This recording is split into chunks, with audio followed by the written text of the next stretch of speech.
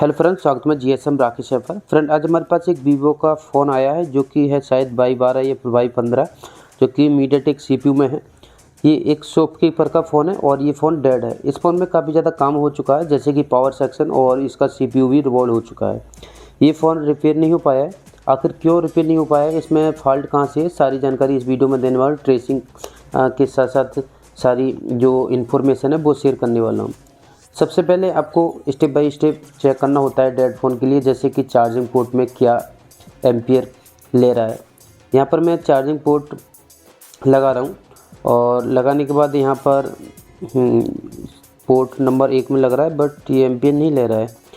पहले शायद ले रहा था, मुझे लगता है कि इसका ये जो डाटा केबल है वो सपोर्ट नहीं कर रहा है, या फिर चार्जिंग पोर्ट है वो जैक, वो भी गड़बड़ हो सकता है। चलो मैं बता देता हूँ।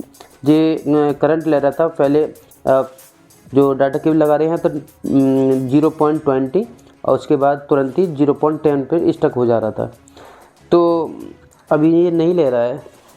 और बताना चाहूँगा, इस फ़ोन में मैंने फ़ॉल्ट ऑलरेडी ट्रेस कर रखा है। तो अब मैं आपको डीसी मशीन से दिखाना चाहूँगा ये अभी कितना एम्पियर कंजप्शन कर रहा है।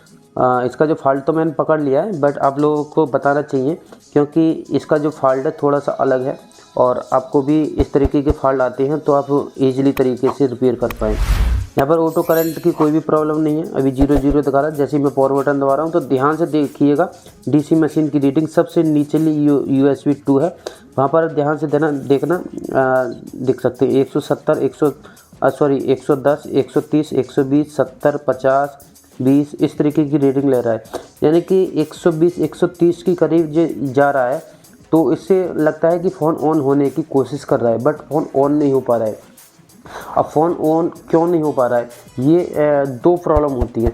सबसे पहला प्रॉब्लम ये होता है कि सेकेंडरी लाइन कहीं ना कहीं शॉर्ट है, और सेकंड प्रॉब्लम ये होता है कि हमारा CPU ड्राई है, उसका जो बॉल है कहीं ना कहीं कोई ना कोई ओपन है। तो अब मैं आपको यहाँ पर स्टेप बाय स्टेप ट्रेसिंग बताता हूँ, किस तरीके से ट्रेसिंग करते हैं। सबसे पहले इसके आउट वोल्टेज, जो हमारी पावर आईसी के आउट वोल्ट होते हैं, जो हमारे बक कॉइल पर और कैप पर, उस वोल्टेज को चेक करना होता है। सबसे पहले हम इसके जो वोल्टेज है BPS चेक करेंगे। BPS बनना है नहीं बनना है, तो BPS नहीं बनना है। ये डाटा केबल शायद प्रॉब्लम कर रहा है, नहीं बनना, तो मैं डाटा केबल चेंज कर लेता हूँ, क्योंकि मैंने पहले ही बताया कि ये चार्जिंग पर करंट कंजम्पशन कर रहा था, बट इस डाटा केबल पर नहीं कर रहा है। मैं दूसरा डाटा केबल लगाया यहाँ पर, दूसरा डाटा केबल पर हम BPS देखते हैं, अभी नहीं बना है। एक बार मैं डाटा केबल को हिला के देखता हूँ। ठीक है, अब BPS बन गया। यहाँ फ्लक्चुएशन हो रहा है, रीडिंग अप डाउन हो रहा है, तो मैं बैटरी को लगा देता हूँ स्टेबल करने के लिए। यहाँ पर 1 मिनट, ये क्या, जो हमारा बक कॉइल है उस पर रीडिंग हम चेक कर रहे हैं, तो ये तो फ्लक्चुएशन हो रहा है, अप डाउन हो रहा है। BPS तो स्टेबल है, बट जैसे ही हम कैप पर या फिर कहीं पर वोल्टेज देख रहे हैं, बक हमारा जितने भी वोल्टेज बनती है वो सर वोल्टेज तो बनना है, मगर अप डाउन हो रहा है। जैसे कि यहाँ पर देख सकते हैं, यहाँ पर अप डाउन। इससे हमारे लिए कंफर्म हो गया कि ये इस फ़ोन में CPU का प्रॉब्लम नहीं है, इस फ़ोन में हमारी कहीं ना कहीं शॉर्टिंग है। अगर CPU का प्रॉब्लम होता है तो वोल्टेज है वो स्टेबल होता है, या फिर इतनी जल्दी हमारी रीडिंग है वो अप डाउन नहीं होती। तो ये बहुत जल्दी रीडिंग है वो अप डाउन हो रहा था। तो अब मैं यहाँ पर ट्रेसिंग स्टार्टिंग करूँगा। ट्रेसिंग करेंगे हम बक कॉइल से। बक कॉइल पर हम चेक करेंगे कि कोई शॉर्टिंग तो नहीं है, उसके बाद हम कैप चेक करेंगे। अब पावर सेक्शन में बहुत सारे कैप होते हैं, तो भाई ये काम करने के लिए थोड़ा सा टाइम निकालना पड़ता है, मेहनत तो करना ही पड़ता है। उसी तरीके के कस्टमर रुपये दे के जाता है, तो आपको सारे कैप चेक करना होता है। तो देख सकते हैं यहाँ पर कोई भी हमारी बक कॉइल पर शॉर्टिंग नहीं है। 1-2 कॉल रह गए तो वो मैं यहाँ पर ट्वीजर लगा देता हूँ, क्योंकि वहाँ पर प्रॉप्स नहीं पहुँच पाती है, तो ये ट्वीजर की नॉक पहुँच जाएगी। इस पर भी कोई शॉर्टिंग नहीं है, और इस पर भी नहीं है, यानी कि हमारी जो बक कॉइल है उन पर तो कोई भी शॉर्टिंग नहीं है। अब हमारे लिए ये हमारा 0.8 की लाइन होती है, इस पर हमको चेक करना होगा। तो यहाँ पर हमारे लिए कोई भी शॉर्टिंग नहीं है। तो भाई आपको जितने भी पावर सेक्शन में कैप दिख रही है आसपास, ये आपको 1 बाय 1 चेक करना होता है। अगर इस तरीके की प्रॉब्लम लग रही है आपको, जो कि power IC voltage up down कर रहा हो, और डीसी मशीन पे फ्लक्चुएशन हो रहा हो रीडिंग का।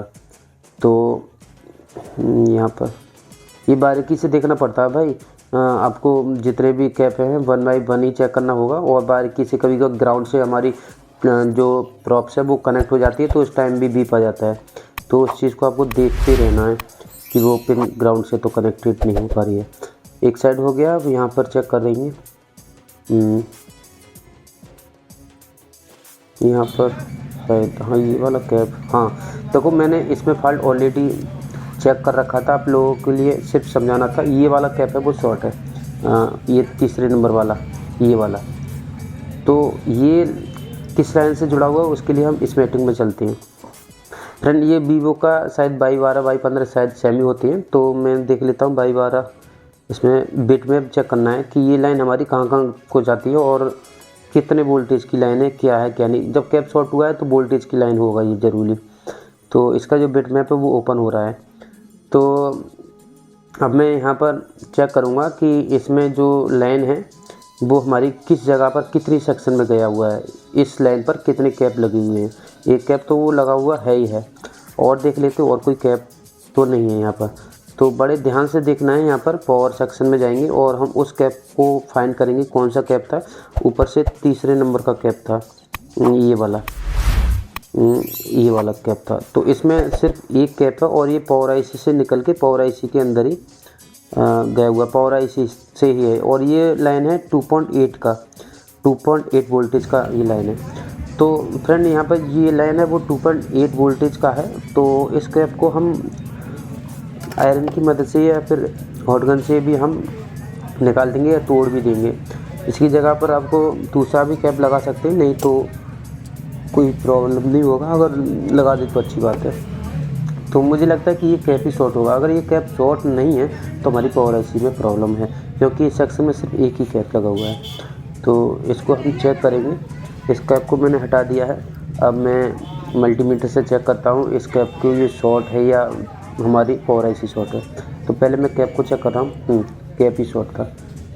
तो अब रीडिंग हमारी जीआर है वो मिलने लगा है। तो ठीक है, हमारी जो प्रॉब्लम था ये सिर्फ कैप की वजह से है, और यहाँ तक लोग पहुँच नहीं पाते हैं। पावर सेक्शन में जितने ही कैप हैं आपको भाई 1 बाई 1 चेक करना ही होता है। अगर कस्टमर का फ़ोन आपको लगता है कि मैं तो बना के ही दूंगा, तो ये सारे स्टेप है वो फॉलो करना पड़ता है, जब भी एक सफलता हासिल होती है। तो ये रिटर्न किया हुआ फ़ोन है, काफ़ी काम भी किया हुआ है। तो यहाँ पर दिखाना चाहूँगा, हमने सिर्फ एक कैप को हटाया। ये शॉर्ट हमारे लिए फाइंड हुआ था 2.8 की लाइन में, ये वाला। तो अब फ़ोन को हम ऑन करने की बारी है। देख लेते हैं हमारा फ़ोन ऑन होता है या नहीं होता है। मुझे लगता है ऑन होगा। अगर सीपीयू पर काम हो चुका है और अच्छे से ट्रबलिंग नहीं हुआ तो बात अलग है, बट हो जाएगा ऑन। तो फिर से हम चार्जिंग लगा कर देखते हैं। भाई गलती से चार्जिंग लगे क्योंकि ये चार्जिंग पोर्ट गड़बड़ कर रहा है। हम चलो देख लेते हैं बैटरी से ही ऑन करके, बैटरी शायद इसकी चार्ज होगी। तो कभी कभार ऐसा होता है कि हम बड़े काम कर लेते हैं और पता चलता है कि एक छोटा सा कंपोनेंट शॉर्ट है, उसकी वजह से फ़ोन है वो ऑन नहीं हो पा रहा है। तो हम डायरेक्टली बैटरी से ऑन करके देख लेते हैं, क्योंकि चार्जिंग में दिक्कत कर रहा है। मैंने सीपीयू नहीं दिखाया क्योंकि उसका फाल्ट मैंने ऑलरेडी पकड़ लिया था, बट आप लोगों को बताना था। ये वीवो का फर्स्ट लोगो आ चुका है। तो देख सकते हैं कितना छोटा सा फॉल्ट था, इसकी वजह से ये फ़ोन है वो डेड कंडीशन में पहुंच गया था। फ़ोन हमारा ऑन हो रहा है।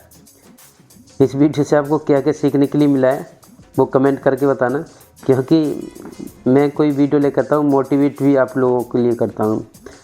तो देख सकते हैं हमारा फ़ोन है वो फुल ऑन कंडीशन में पहुँच चुका है। तो इस वीडियो से अगर आपको कुछ सीखने के लिए मिला है तो इस वीडियो को आप ज़्यादा से ज़्यादा लाइक कर देना और चैनल को तो सब्सक्राइब कर ही लो। Thank you.